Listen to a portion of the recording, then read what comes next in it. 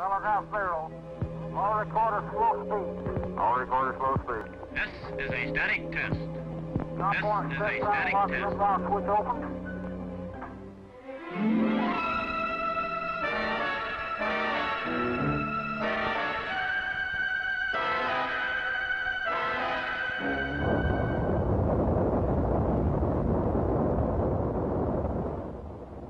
300 years before the birth of Christ, the men of Alexandria were already making scientific measurements of the stars and planets. And always, since then, there have been those whose imagination turned their eyes and thoughts to the far reaches of space. And so today, man is positively and truly extending the knowledge and the control of his environment, and for the first time is reaching effectively beyond his own terrestrial boundaries. For the first time, he is studying the sky from the sky. Project Saturn is a major American contribution to this advancement.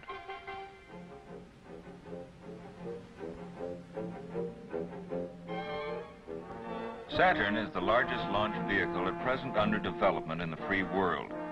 This is a rocket with a 1.5 million pound thrust that will put a 10-ton payload into orbit around our Earth, to the Moon, and into deep space. A later, more powerful version of Saturn will be capable of putting up a payload of 2.5 times this amount, 25 tons.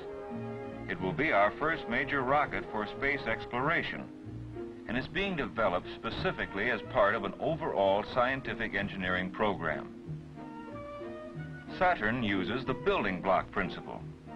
It is made up of various stages, each of which will drop behind in space as its fuel becomes exhausted. Saturn can be a 2, 3, or 4-stage rocket, depending on the use to which it will be put, and the payloads it has to carry. A 3-stage Saturn will be 185 feet high as an 18-story building, and 22 feet wide at its base. Here is a scale model alongside the first stage of the real thing. Although scaled down to 1/10 size, it still dwarfs a man by comparison. The 2-stage Saturn is planned as a kind of utility space truck to put large payloads into orbit around the Earth. With it, larger spaceships could be refueled before moving outward on longer journeys. Saturn, with additional stages, will be used for probes to the Moon and the farther planets. A 4-stage Saturn will land precision instruments on the Moon. Although other United States rockets may get to the Moon before it, Saturn will put up the greatest payloads. It can obtain information from several areas on a single Moon trip, and later return actual samples from the Moon's surface. Most importantly, Saturn will send a 3-man spacecraft, the Apollo, around the Moon and back to Earth. With refueling in space, it could at last carry man to the Moon's surface.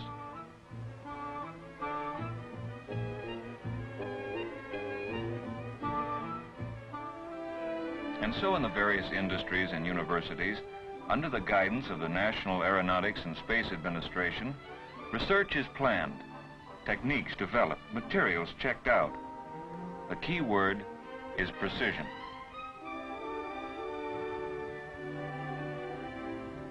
And although the space age has but begun, already we have accumulated a great wealth of technical and scientific experience.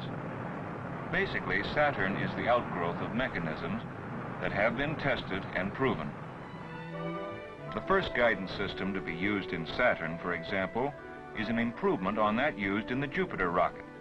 However, the guidance system for the Centaur, developed in the Atlas Centaur program of the Space Administration, appropriately modified, may prove much more versatile. It is hoped that it will be capable of guiding Saturn on more complex missions.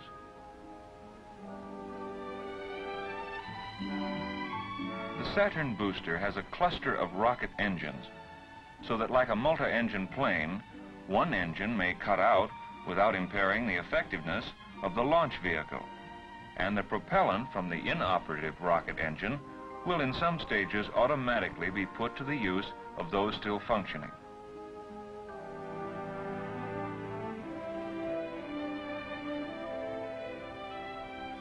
There are 8 booster engines in the first stage of Saturn, 6 in the second stage, and 2 in the third.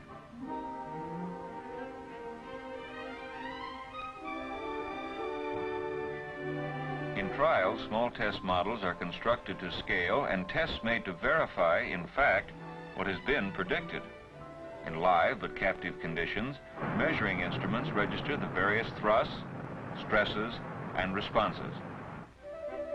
Meanwhile, full-scale production is going steadily forward. Project Saturn's technical demands are widespread and its needs critical.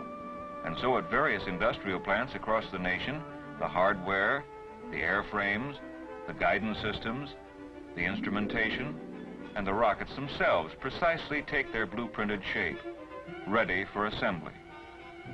Newly devised parts call for unusual production methods. Undreamed of sizes call for gargantuan frames and molds. For example, this furnace needed to treat an upper stage engine is the largest of its kind. Following manufacture and checkout by the contractor, each engine for the first stage of Saturn is shipped to Marshall Space Flight Center for further trials.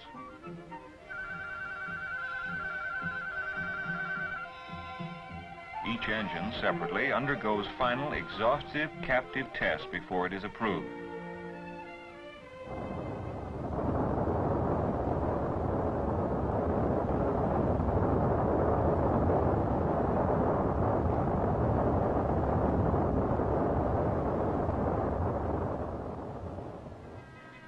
These gleaming metal tanks plus liquid fuel will send man and his instruments through space at an incredible 25,000 miles per hour. Finally, the uppermost stage, with its 2 engines, will propel the payload through space. This space giant, so swift and responsive on high, is too ponderous and bulky when earthbound to be transported in one piece. Even the separate stages of Saturn require special vehicles to carry them from factory to launching pad. Oversized trucks and barges come into being. Already experience in space technology has the hard-headed engineers talking about cost per pound of payload in orbit as if it were commonplace. An example, 4 years ago it cost between $300,000 and $1 million to put 1 pound of payload into orbit. But past investment is paying off now, as investment today will pay off in the future. Today, with advanced knowledge and increased production, cost has been cut to about $5,000 per pound. By truck and barge, now the stages will finally arrive at Cape Canaveral.